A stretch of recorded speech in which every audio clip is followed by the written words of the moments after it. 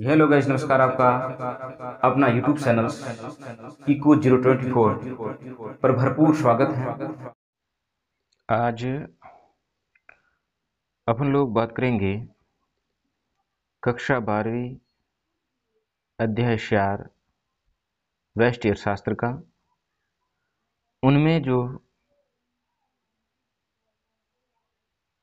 इसका जो पार्ट है पूर्ण प्रतिस्पर्धा बाजार का सिद्धांत, उसमें अपन का टॉपिक है पूर्ति अर्थात सप्लाई। सप्लाई किसे कहते हैं, इसका अर्थ क्या है, इसकी डेफिनेशन क्या है, उसके बारे में अपन लोग अध्ययन करते हैं। इनसे पहले अपन लोग लाभ अधिकतमीकरण, लाभ अधिकतमकरण के सिद्धांत आदि के बारे में अध्ययन कर चुके हैं। अभी बात करते हैं पूर्ति क्या है। पूर्ति से अभिप्राय है, पूर्ति का मतलब होना किसी फर्म के द्वारा बाजार में वस्तु को बेचने के लिए तैयार होना। इसी प्रक्रिया को ही पूर्ति कहा जाता है। पूर्ति का शाब्दिक अर्थ होगा बाजार के अंदर एक व्यक्ति द्वारा निश्चित समय, निश्चित कीमत, वस्तु की निश्चित मात्रा को बेचने के लिए यदि वो तैयार हैं तो उसे पूर्ति माना जाएगा। तो देखिए, पूर्ति से आशय है उस मात्रा से है जिसे उत्पादक अर्थात प्रोड्यूसर एक निश्चित कीमत पर वस्तु की निश्चित मात्रा बाजार में बेचने के लिए तैयार या तत्पर हो, उसे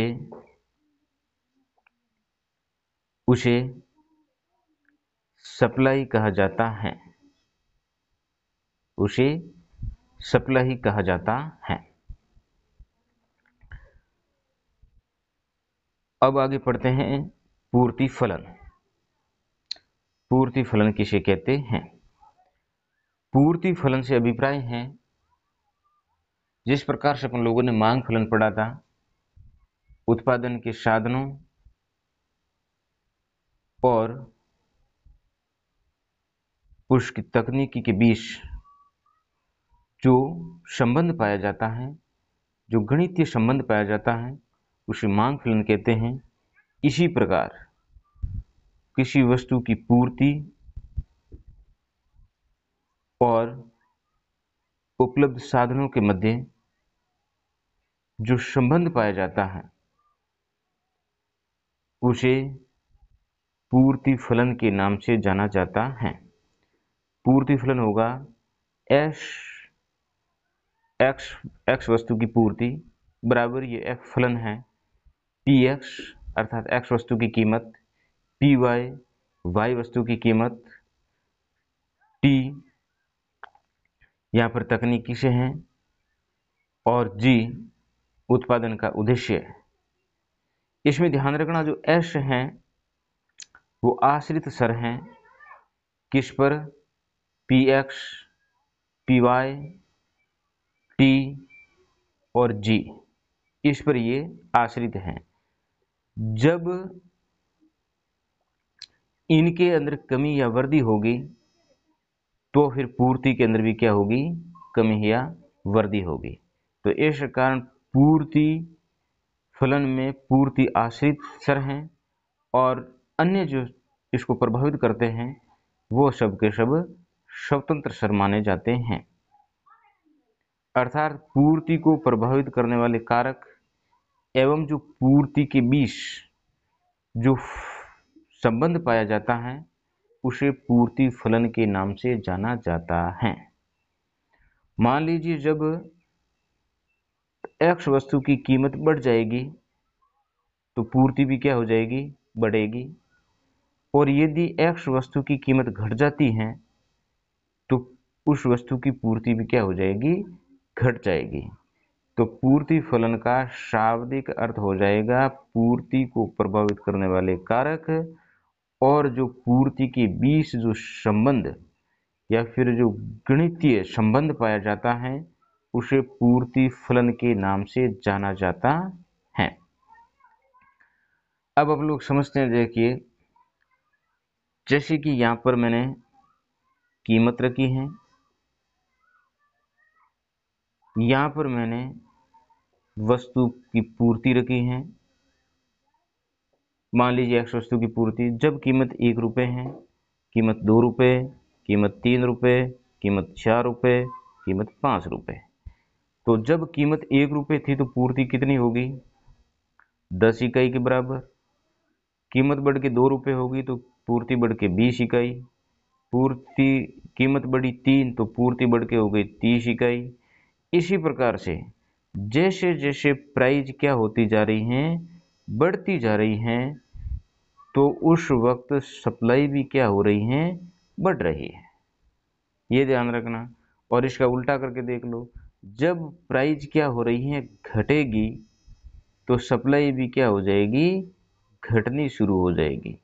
अर्थात वस्तु की कीमत और वस्तु की पूर्ति के बीच में कैसा संबंध पाया जाता है?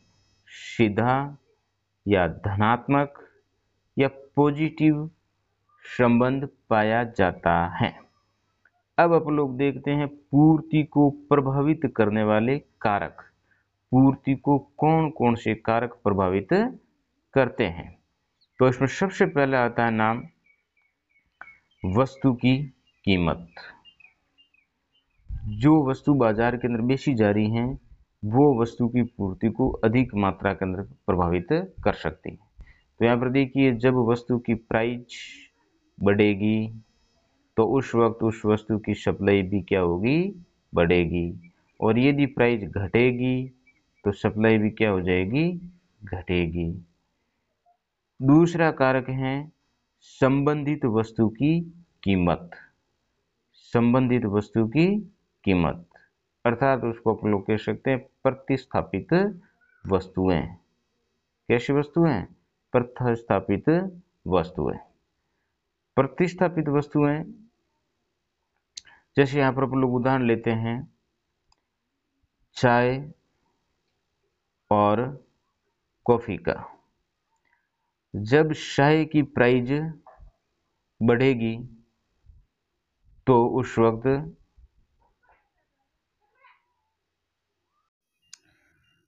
तो यहाँ पर जैसे कि चाय की प्राइस बढ़ रही है तो डिमांड क्या हो रही है? घट रही है। किंतु जो उसकी संबंधित वस्तु कॉफी है उसकी सप्लाई क्या हो जाएगी? डाउन हो जाएगी। ये ध्यान रखना।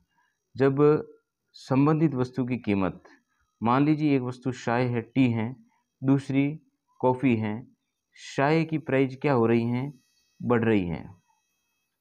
तो संबंधित वस्तु अर्थात प्रतिस्थापित वस्तु कॉफ़ी की सप्लाई क्या हो जाएगी? कम हो जाएगी। अर्थात इसके विषय में भी उल्टा संबंध पाया जाता है, किंतु मांग के अंदर सीधा संबंध पाया जाता है। अगला है इसको प्रभावित करने वाला कारक उत्पादन के साधन की लागत। उत्पादन के साधनों की लागत। यदि किसी वस्तु का उत्पादन किया जा रहा है तो उसके जो संबंधित साधन हैं उनकी यदि लागत ज़्यादा है तो उस वस्तु की कीमतें ज़्यादा होगी। कीमत बढ़ने से पूर्ति घट जाएगी।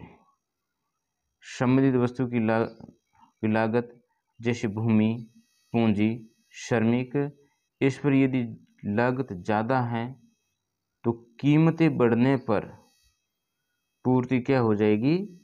घट जाती है। अगला कारक है तकनीकी ज्ञान।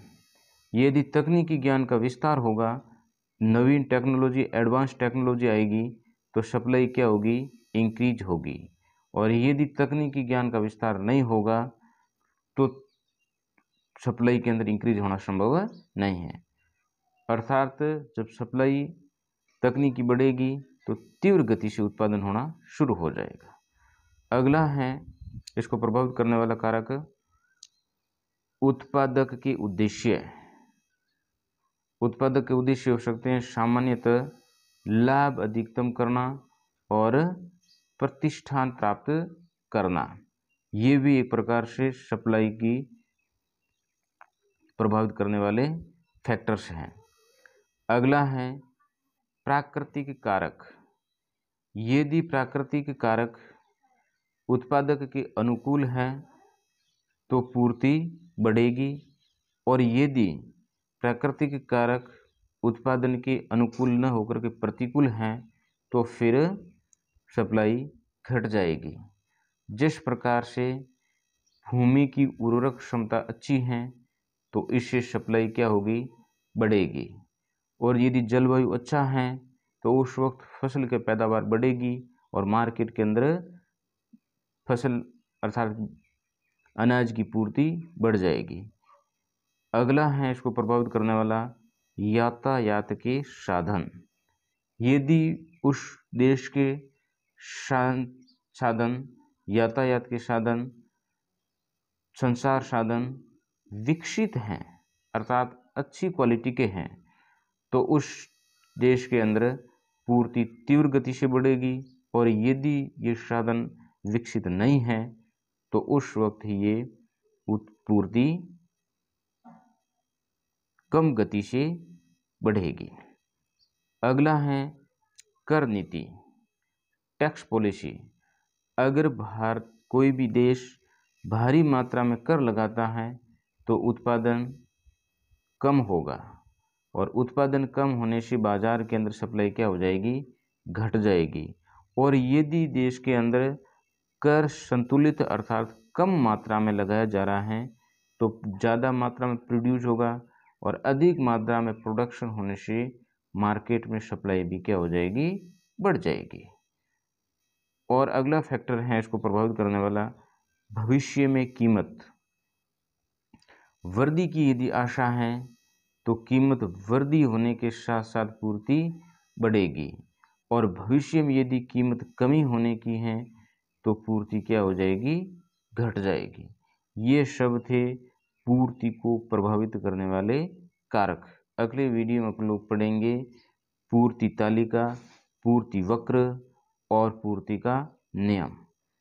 यदि आप लोग इस चैनल पर नए हैं तो अपनी जानकारी में वृद्धि के लिए इस चैनल को जरूर सब्सक्राइब करावें और आगे से आगे शेयर लाइक जरूर करें। जय हिंद, जय भारत।